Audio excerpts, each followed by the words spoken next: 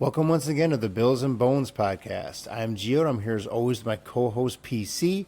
We started Bills and Bones to talk football for the fans with a focus on PC's team, the Buffalo Bills, and my team, the Las Vegas Raiders. This show is brought to you by Ivan's Inflatable Dartboards. Yeah, we don't get it either.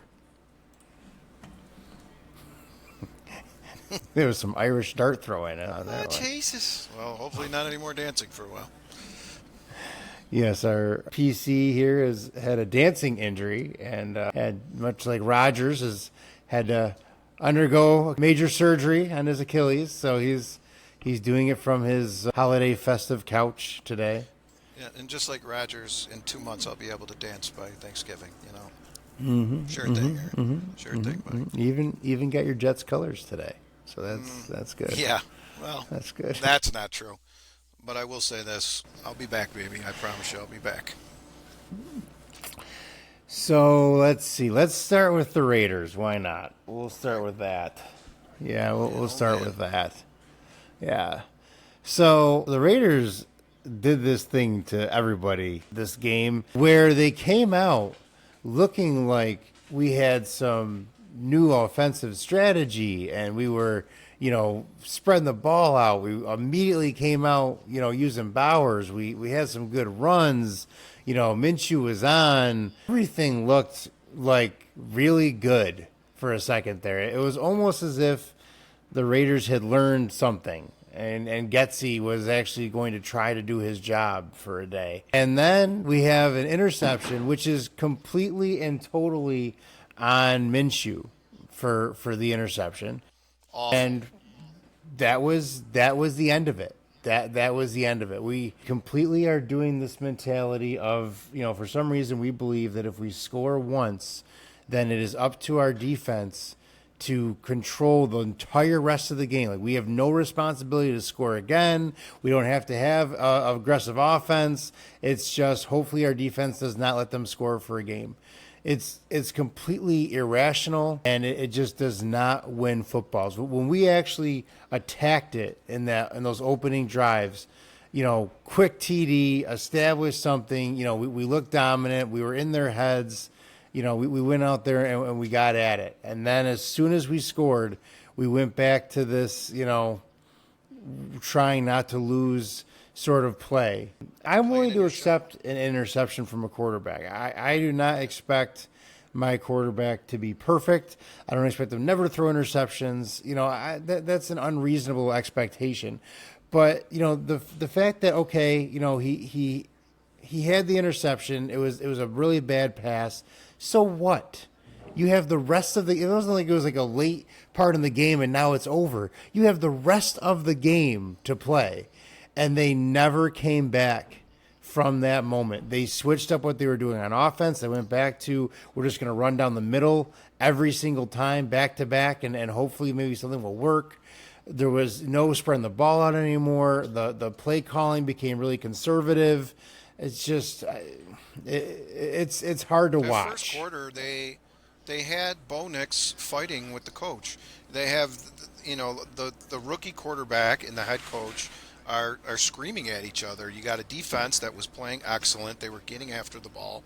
They were getting sacks. They were having fun. And as I'm watching Minshew go in, and I'm thinking, I think he might have even thrown that interception on first down, G. I mean, I don't understand how a team, first of all, can make a mistake like that. But second of all, how you don't rally up and just go back out there and continue to ball, because like you said, after that play, it was all downhill, and it seemed like nothing was going to be going their way after that. No, Minshew completely fell apart the whole rest of the game. I mean, this is the second game now where I can blame the game on him. I've been kind of defending him, on the channel here when we first started, as far as there's a lot of other problems besides him, all those kind of things. These past two games, though, these passes are on you. The underthrows, the overthrows, that's on you. Yeah, those are terrible. Terrible. Is the play calling horrible? Yes. Do I think Getsy is a horrible offensive coordinator? Yeah, everyone knew he was a horrible offensive coordinator. But they were moving the ball. They were getting it down there. You can't. I mean, until they changed the strategy up, and then we went yeah, back to we're going to run down the middle every single play. yeah. Let's You know, keep it it's close. Let's not make any mistakes. I got you. Yeah. yeah, but they did make mistakes. That's the thing. The things that we were hanging our hat on is well, this defense is amazing and we don't get penalties, and that has all fallen apart the past two games as well. The defense is not amazing. Sorry guys, the defense is not amazing, and we are racking up penalties now. Stupid penalties. We had two Bad ones penalties in for that too game. many men on the Very, field. I very mean, bad ones. Yes. stupid penalties. We are Second not. chances for another team's offense is bad news, and twice they did that yesterday. It was disappointing to say the very least. And like I said, man, they had a chance to take a big lead, and once they didn't, like you said, they went in their shell and they went back to their old ways, and it's got to be frustrating as a fan. And constantly putting ourselves in these, first and 20, second and 15, kind of positions. And then when we're in those positions, what's the play call? Run up the middle. First and 20. Let's run up the middle, guys. We run up the middle 12 times. It went nowhere. But yeah, let's run up the middle. I mean, they wound up putting AOC out. I was watching the game. I'm like, oh, he's going to be out here, and yep, he was out there. Did he do any better than Minshew? I mean, it depends on how you view better. I feel that Aiden's passes actually did go to two people. He wasn't, you know, He was under or also playing in a overthrowing lot of them. garbage time when Denver had a big lead and they're playing a lot of zone, giving up plays just to keep the clock moving. I mean, it's a Yeah. lot easier to say he looked better statistically because he was in during a point of the game where he wasn't Well, going to and he really. didn't look better. Statistically, he didn't do better. So he Well, was the 10 two for 20 interceptions. to 12 to 17s. Yeah, but the interceptions You is know, what killed Minshew. And he had 3 picks. I don't know if you caught it, but that dude took a huge booger out of his nose and ate it on national television. One of the nastiest things I've ever seen in my life. But, I mean, I got people over here going, I don't know what the hell that's all about. But, yeah, I mean, that dude had a rough day. And once Aiden went in, and I text you because I didn't know, I forgot that you weren't watching, and I said Aiden in, and I figured as soon as you probably got that text from me, the phone probably went in the pocket for the rest of the night. So I mean, yes, it yes, was yes, it was yes. just they started off so good, and then to take a dump like they did was very very frustrating. For a second there, well, for a touchdown there, and a little bit afterwards, they looked like they were actually doing all the things we've been saying they need to do. They were, using Bowers. They were, passing the ball. They, had those good run plays. They looked like the offense that they should do. And after that touchdown, we went back to this conservative thing. The Raiders have completely lost their identity as a team. And I'm just wondering, when are we going to get our identity back? Because right now, I feel like one of the biggest problems is that we don't have an identity. We don't have the team out there is not having fun. They're not playing together as a unit. They don't really know, like, this is what we do, every game. They're just, it's like a leaderless group of, like, pickup football players out there. I mean, it looks like, they chose teams before the game started and then got out there. They're lacking the whole Raider thing. Like, we talk about the Josh Allen experience. The Raider experience is supposed to be, there's a whole lot of heart in there. There's a whole lot of grit in there. There's being aggressive. There's domination. There's all those things. And we do not have any of those in our current identity, to the point that it starts to become hard to be a fan because all of the things that you became a fan for are going away. I mean, now the kind of fans that we had for Oakland can't even afford to go to watch a game anymore. They're not even going to Vegas to watch a game anymore. We have, our stadium is rented by other people now. Everybody on the forums, they're all selling their tickets right now. Everyone that has season tickets are selling their season tickets, piecing them out per game and stuff. And they're just, the Raiders are a money-making opportunity for people now. It's killed the whole feeling of what it was to be, to be a Raiders fan. Losing is one thing, and losing is horrible, but to lose your identity as a team is even worse. And I feel like that's where we're at right now. I think when Nate was on the show a couple of weeks ago, he made a point that kind of scared me. When your defensive players are the leaders of your team, it's going to be very difficult for you to establish any type of identity, especially, because, offense sells tickets, dude. Offense is the reason why you're going to win games. Everybody, offense sells tickets, with defense wins championships. Bullshit. Look at the quarterbacks that are winning in this league now.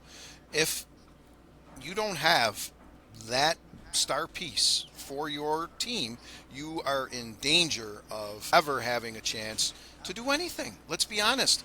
We were in QB purgatory. I talk about it all the time. And that's exactly the game that I was watching yesterday reminded me of all the Bills games I used to watch when I was a kid. And as I grew up, I could go down the names of quarterbacks.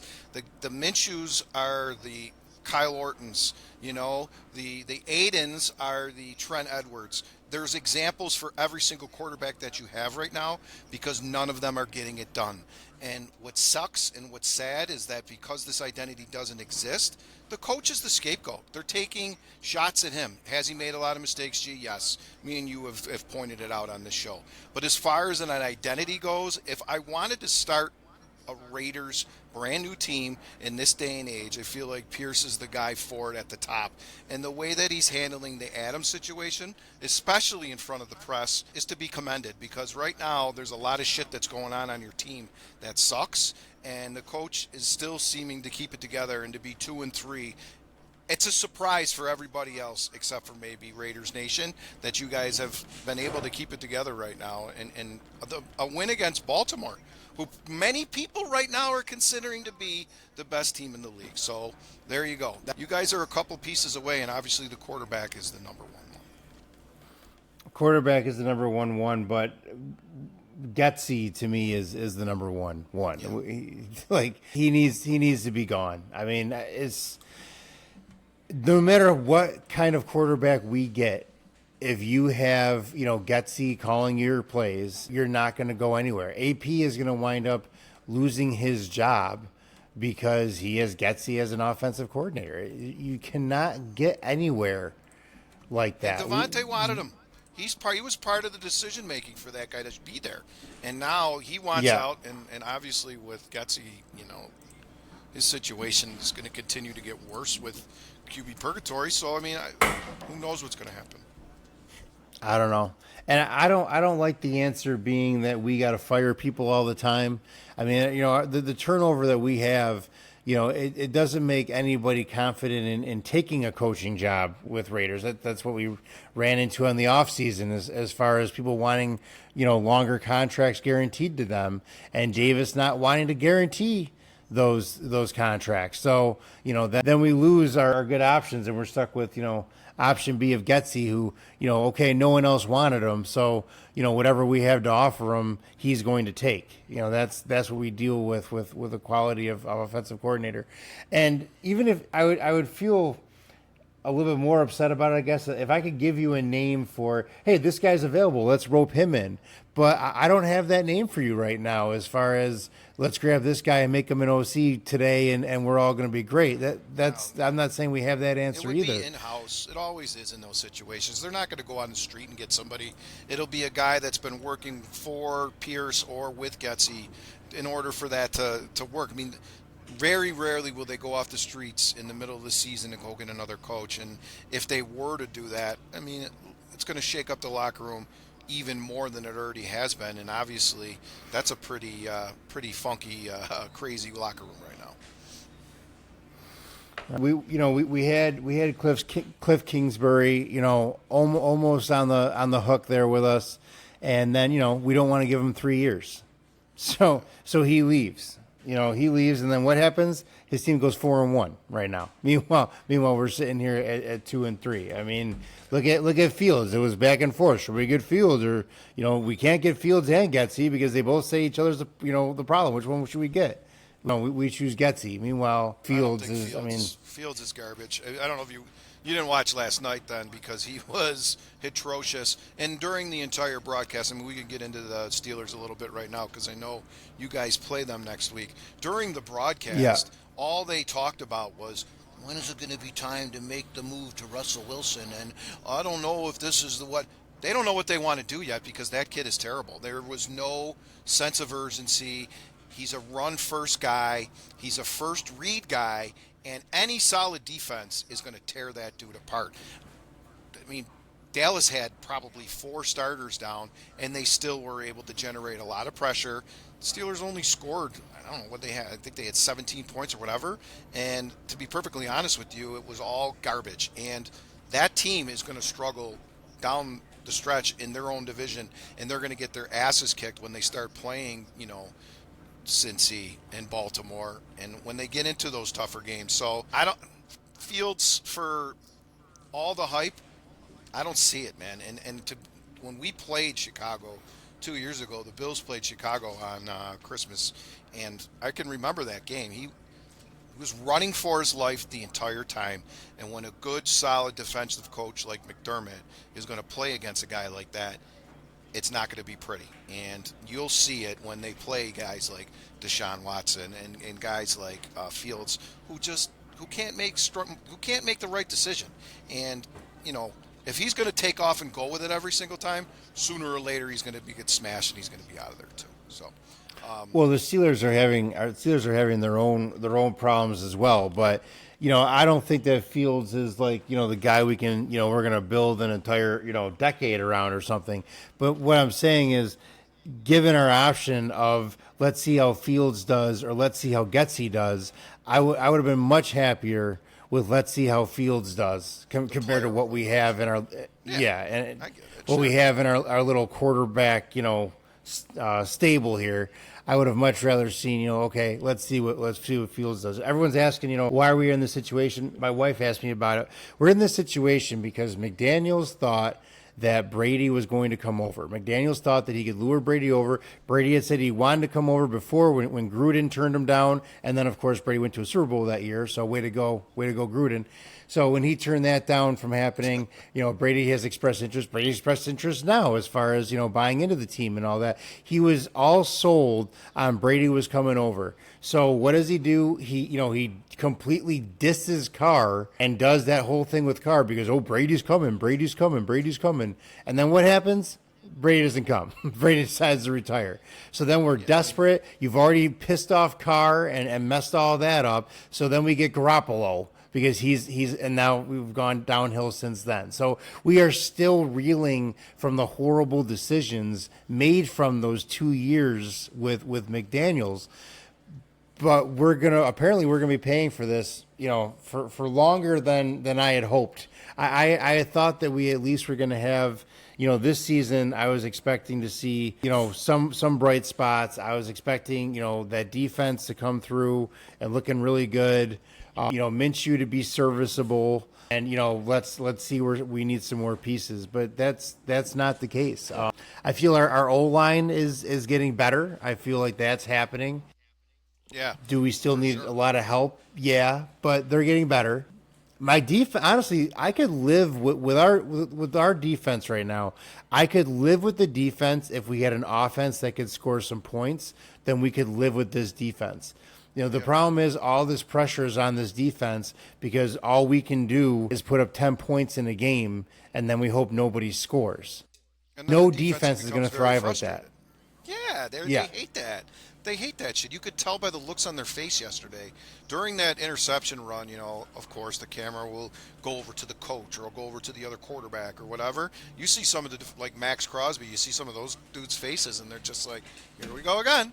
And like Yep. once you get that mentality, it's hard to get off of that ledge, man, because you're always looking over your back to, all right, is the offense going to screw this up, or are we going to have to go in there and save the day again? Like some of that gets annoying really, really quick. Well, and then when they do save the day, it doesn't matter. I mean, they save the day, they run over and hand Minshew the ball. Here, I got this back for you. And then Minshew's going to throw an interception, or we're going to go 3 and out. You know what I mean? So there's no motivation there for the team to step it up. And like I said, the whole lack of an identity and a culture and all that, like, AP, he wants to bring those things to the Raiders, and I get what he's trying to do.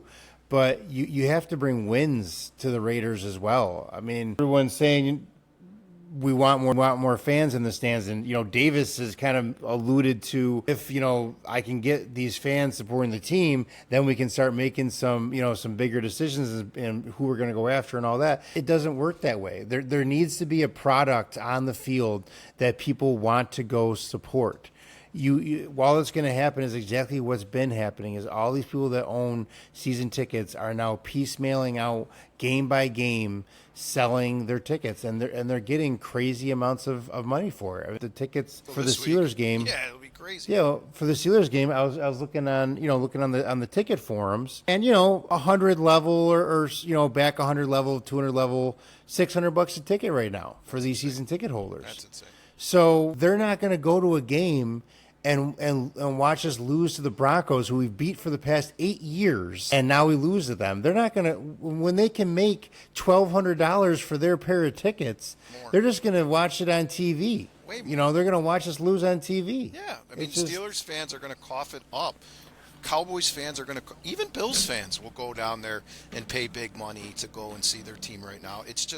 It's sad when you get into this situation, especially because of how expensive it is down there, that, we went through it for years. People say, that Bills fans are great and we always sold out, which was true. We would sell our tickets out, but what fans were doing was they were dumping them to teams like New England and the Jets and, the Steelers and the Raiders that would come up here and watch us.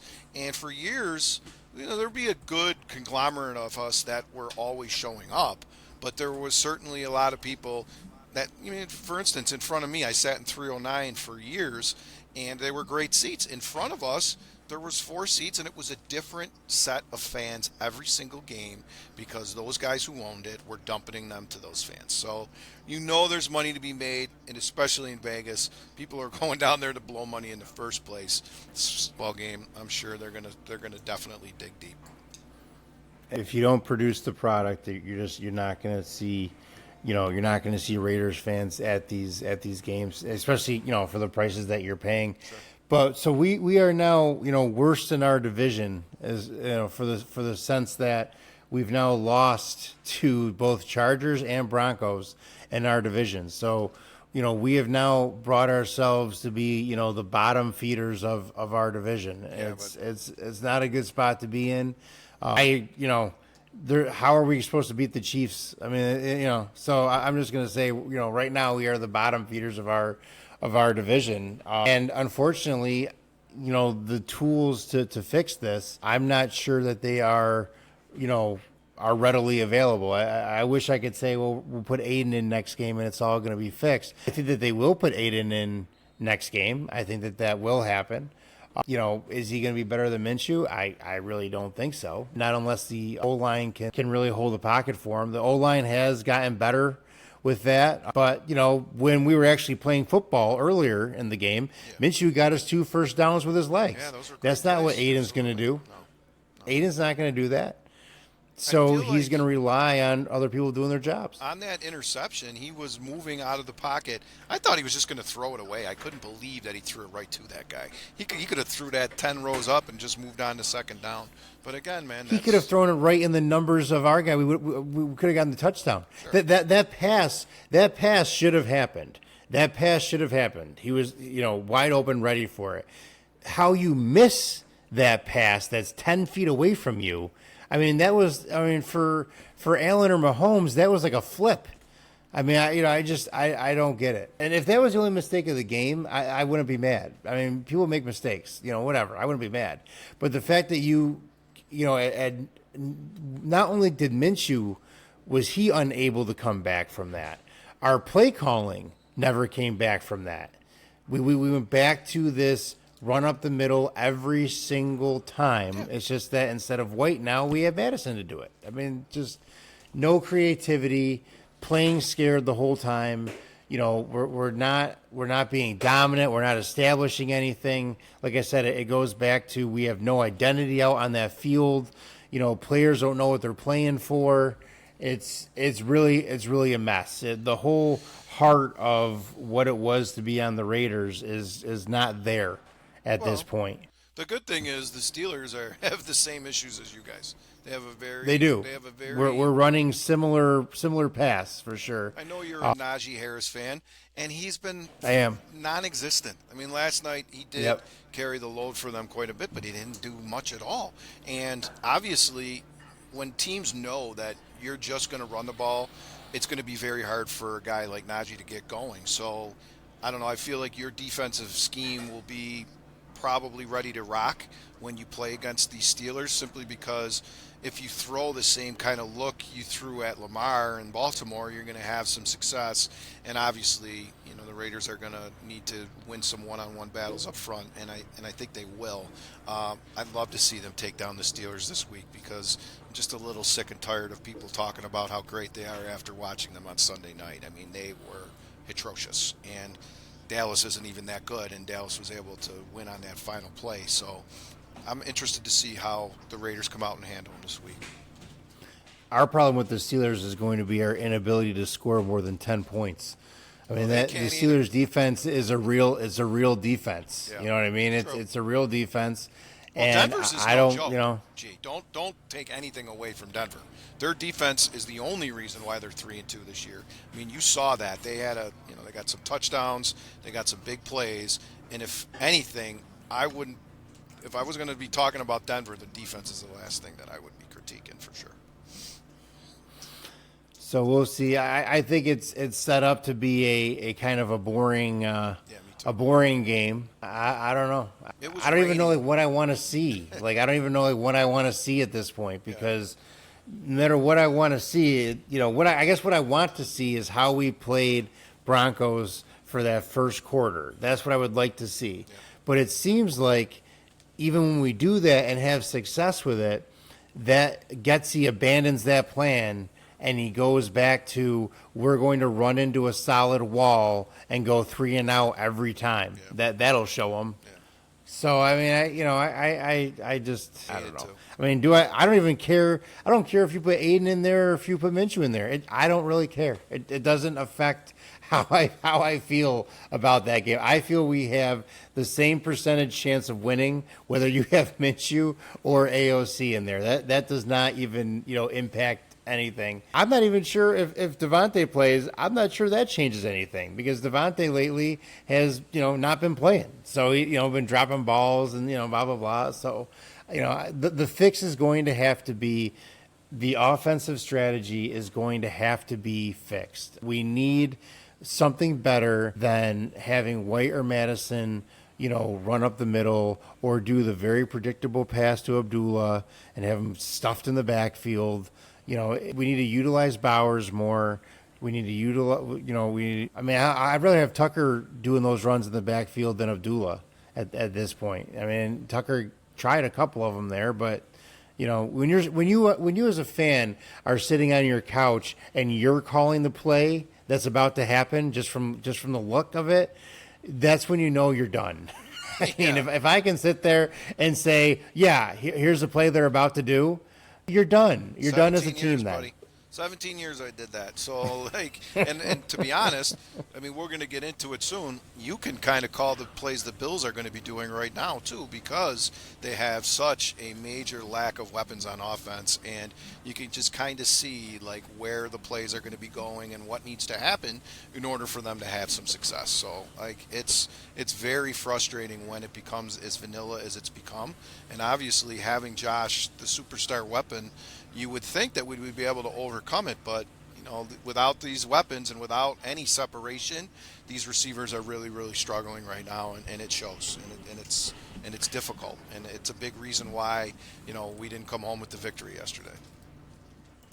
Yeah, moving into Bills and Texans. Bills, shocked me for that game. I had money on them. I had them winning in our pick'em league that you and I are in. I thought they were after that spanking from Baltimore. I thought they were due as far as coming out and really putting the screws to somebody. And that is definitely not how that game went at all. Well, I mean, Josh was 9 for 30, 130 yards. I mean, that's 50 not on a one Josh play. kind of game. No, and look, like I just addressed, They need playmakers. They need them to show up on the field. We need Shakir back. We need some of these guys that we got in the offseason to show up. Or it needs to be in a trade. There are receivers out there that want to move. Obviously, there's a guy in silver and black that a lot of discussion has gone on this weekend about the Bills doing what they need to do to get a guy like Devontae, but he's not the only available wide receiver out there that they should be looking at. Like you said, when you go 9 for 30, Josh was 1 for 14 when he was blitzed and under pressure. 1 for 14. In the past, he would be 13 for 14 with like 2 touchdowns. But when you don't have the weapons, when you don't have Shakir in there, when Diggs is gone, and you're relying on some guys that really haven't done it yet, you're going to struggle, and that's what we saw happening on offense the entire game. Now, were there spots in the second half where they showed up? Absolutely.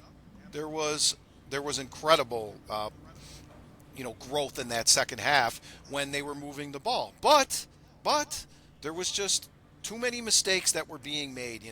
He needs to involve Kincaid and Coleman more. We need them to show up when guys like Shakir aren't there, because superstars, those are our big round draft picks. Those are the guys we need to fill in for the shoes of the people who are gone.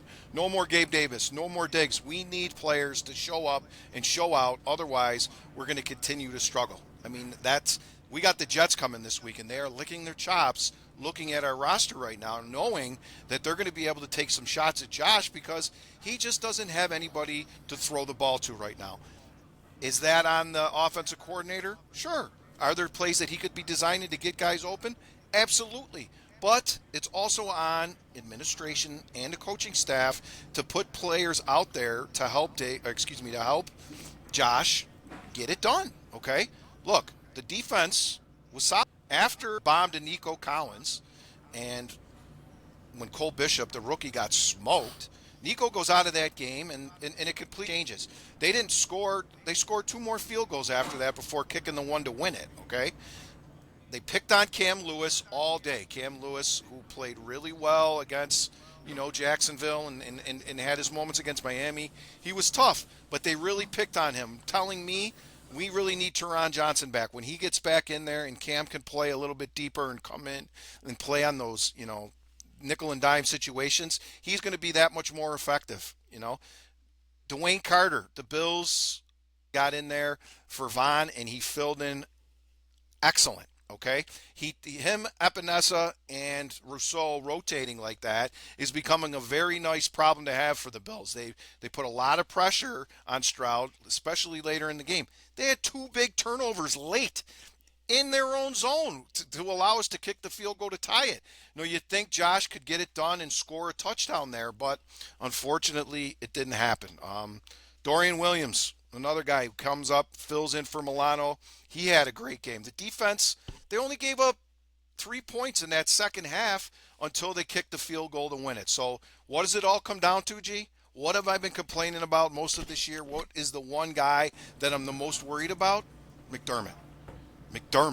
He continues to make Bills fans go crazy. Okay? There were so many instances in that game where he had people shaking their heads, excuse me. Kincaid's catch early in the game looked like he caught it. He kind of held it up against his body. Yeah. We could have really used a spark there. Challenge it there. We didn't end up using any of those timeouts or need them down the stretch in the first half. Sure, we may have needed it a challenge later, but so what? It would have been worth it at that time. At that point in the game, it would have been huge for us to take a chance there. But especially when you're away and you want that momentum shift and that attitude and all that keep going the in crowd there. shut up. You're moving the ball. You get the first down. You're keeping their offense off of the field, which all in all is what we were trying to do all day. Diggs got his catches. He had 6 for 82, but he didn't tear us up, and he certainly didn't do much in the second half. So whatever adjustments they made after Nico went out, knowing that Diggs would be number 1, we pretty much shut him down. So it all came down to me to the intentional grounding. So in the NFL, when you get an intentional grounding, it's up to your coach on whether or not you take the 10-second runoff. Okay? McDermott is a defensive guy. Everyone knows it. Okay? If he was really thinking at that situation, the fifth moves the Texans back, so now they got a punt. There's 31 seconds on the clock. A good punt could put us in into a tough situation.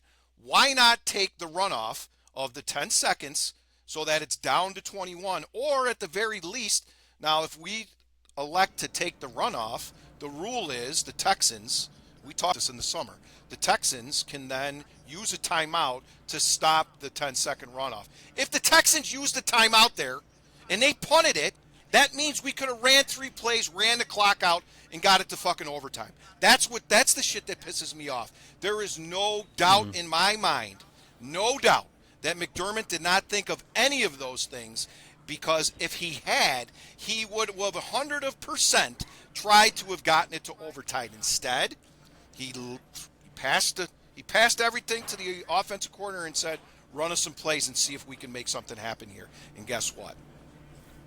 Kick the ball back to It him. didn't. They run a fucking play for 5 yards, and the guy kicks a 59-yard field goal, and we lose at the buzzer again. Yep. Another game that McDermott walks into the locker room for an hour, he bitches his team out or whatever he did, and then he comes to the podium and he takes complete blame for the entire situation. It wasn't totally on him. I'm not saying that. But Well, especially in today's situation, NFL, I mean, Jesus. they've been talking about it game after game now, where This is all of a 8 sudden years. 60-yard field goals are now in play. It's not like before, Especially where game one. that's not a danger. They're in play now. Like, you, as a coach or as an offensive coordinator or whatever, you have to keep in mind that these guys are going to go out there, and 60 yards is a nail biting attempt. It used to be, well, why would you ever attempt 60 yards? That's ridiculous. There needs to be adjustments in how you play this game, knowing that the field goal is a much more viable attack now. Gee, the So, kicker yeah. for the Cowboys has watching the game last night, he had like 11 plus. He had 11 50-plusers in a row. In a row. I mean, how clutch is that? That's back in the day when Norwood missed, it was 49, 48. And everybody thinks that was a long one. People now, 55 is like the normal distance for when they Yep. show the little line out on Yep. the field, like where they need to get to. I feel like it's always right around like 55 yards. Yeah, and there needs to be adjustments made for that, especially on these games coming down fourth quarter. There's only a minute left. It's a lot easier now to score in that minute because you are not trying to, get down to the 35 or the 40 to make sure you can get a field goal. Right. You're just trying to get to the 55 now. Yes. So a minute left is even more time now to think about, and there needs to be adjustments made for that. Well, and look, if we weren't on the 1 and we were on the 20, okay, it's a little different situation because obviously it allows you to figure out, where you were. The punt was fantastic. That's the thing that bothers me the most. In McDermott's mind, was he thinking the worst case scenario? That's what you got to start. He gave away his leverage in that situation by not, at the least, seeing if the Texans would have showed their hand had he taken the 10-second runoff and figured out, hey, are they going to take their time out or are they going to keep it and try to do something if we give it back to them? I don't know, and that's a question that should be put to him because there's a lot of people that would like to hear the answer to it.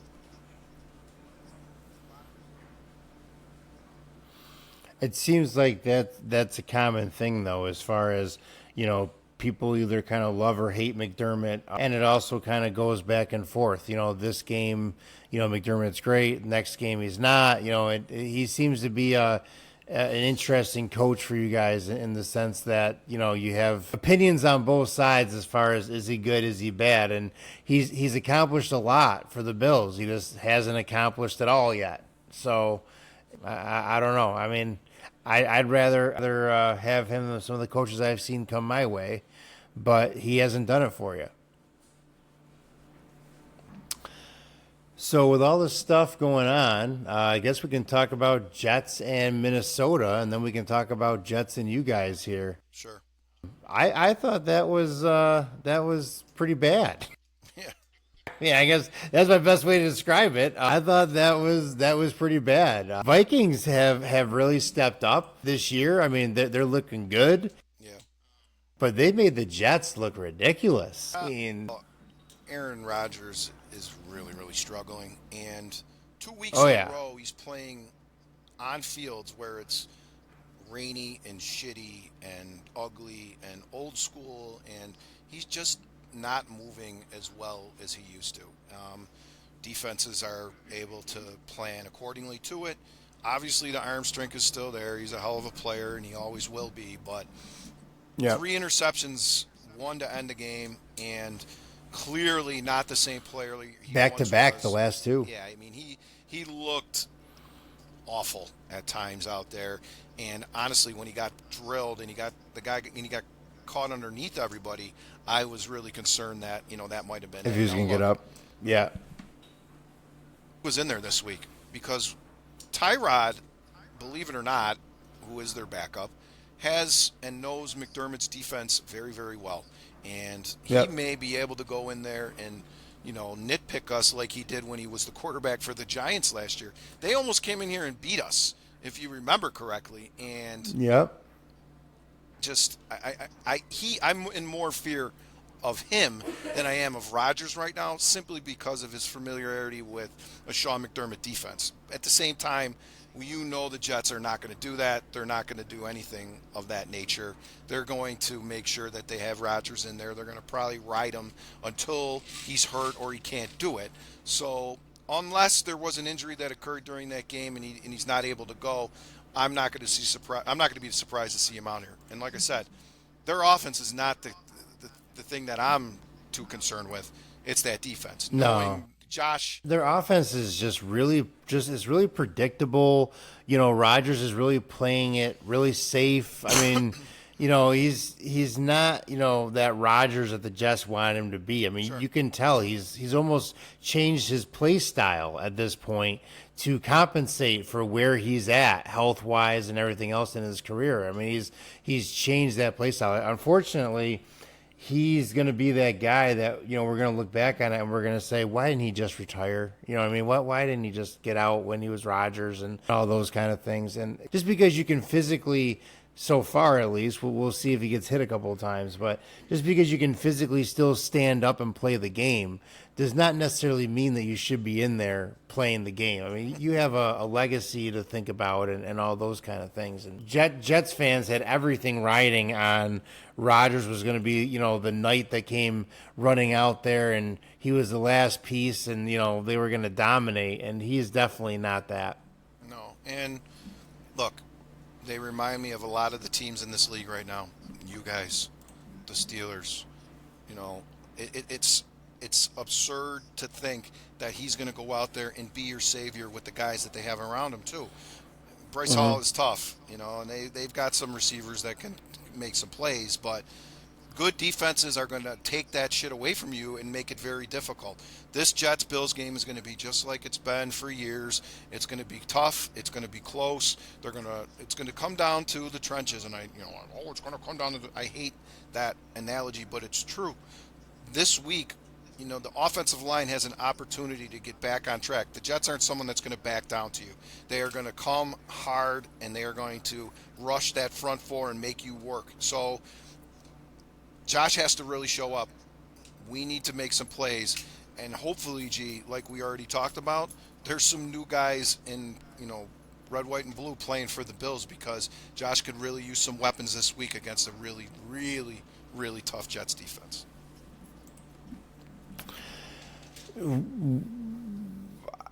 I could see Cook tearing him up a little bit too. I mean, I would lean heavily on Cook with them. Yeah. I think that Cook has been doing his part to free up your passing game. Yeah. When we started the other Last night, game, it's just that Josh didn't do his part. No, in the beginning of the game, the Bills were gashing them for runs. We got it down into Yep. the red zone to kick that field goal, mainly because Cook was just hauling it, man. And Yeah. you're right. If we can establish that, get some play action, start getting the tight ends more involved against a Jets team where you have to do that, we'll be okay.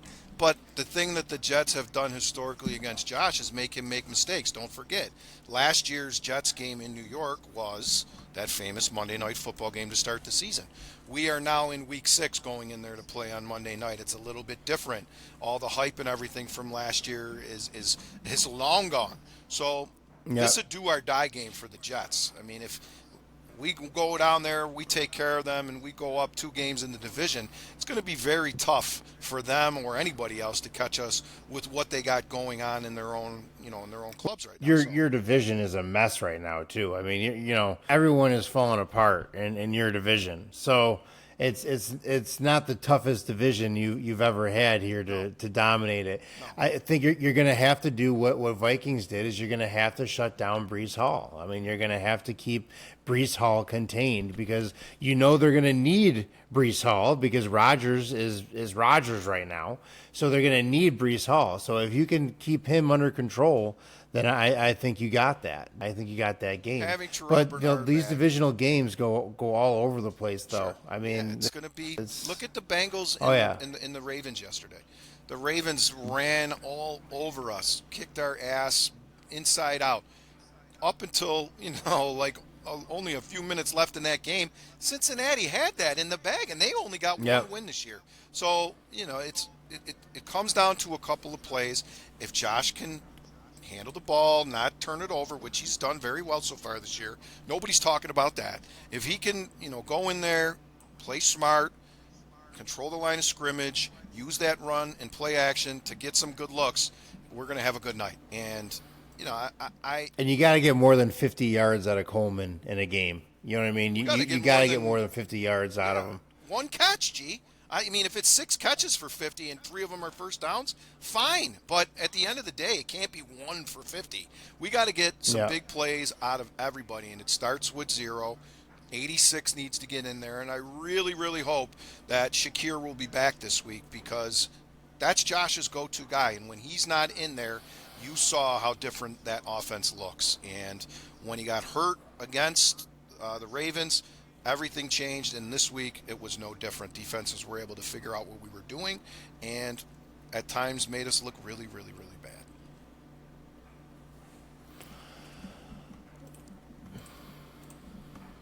Let's see. We have any other big games coming up that you're worried about? I mean, at this point in your division, I don't see why you're worried about anybody in your division. I mean, really, who cares what Miami does? New England's not doing anything to give you any problems. I mean, I think that your division is pretty locked down. I have a big game.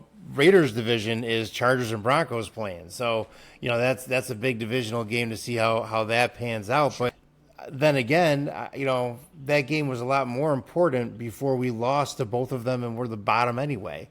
But it will be interesting to see how those two flush out. But you get another shot at both of them, so let's not pretend like that you can't handle your business because you can. Here's the thing, okay? We've talked about this on the show, and we can wrap it up after this because I think this is the main point that I want to stick to with all of it, okay? This young team who lost tons of veterans who played major positions on this team for a long time, who lost their number 1 wide receiver along with all of his cap space. This team was going to have to learn to fill those gaps with young players who were going to be learning on the fly. We knew that. Yep. And that's exactly what you saw yesterday. Now, the young players who are learning on the fly, who are better and better as the season goes on, we can come to expect that. Why can't we expect that from the coach? It's been 8 years, and he's still making some of these stupid, crazy mistakes, okay? But again, getting back He's to my very point. set in his ways. Yeah, getting back to my point. If we win this game, and we get up 2 games in the division this early in the season, allowing this young team to gel, allowing administration to hopefully go out and get somebody for Josh, allow Shakir to get healthy, to get back in there. The Bills are going to be very dangerous when we get to the end of November and into December. So the schedule lines up very nice for us at the end of the year. We play the Patriots twice, win this week, get that 2-game lead in the division, and then you can start worrying about some of the other teams that are around you because, like I said, 4-2 would be incredible to be at right now after all the things gone on and happened around us in the offseason. To be 4-2 and on top of the division is a pretty goddamn good place to be. Yep. Yeah. Unfortunately, we don't have those hopes right now. We're not really in that same position, you know. At this point, I'd rather be 2-4 so that I can get a quarterback. So Oh, you and know, I mean, five. like yeah, we're getting to the point that at this point you start. You know, I remember when we had McDaniel's there rooting for the loss that he'd be fired. Well, Yeah. at this point we're rooting for the loss so that we can get a quarterback, but with a little bit different positions. I don't know what I would like to see. You know, for Raiders fans, what I would like to see is I would like to see a change in identity and a change in offensive mindset. Or And at I least think get that back those to two the things. identity that they used to have. How about that? But I think that they run hand in hand, though. I think that once you have the identity, then you have your guys working for you on both sides of the ball, and you're going to see that extra effort and that increase on both sides of the ball.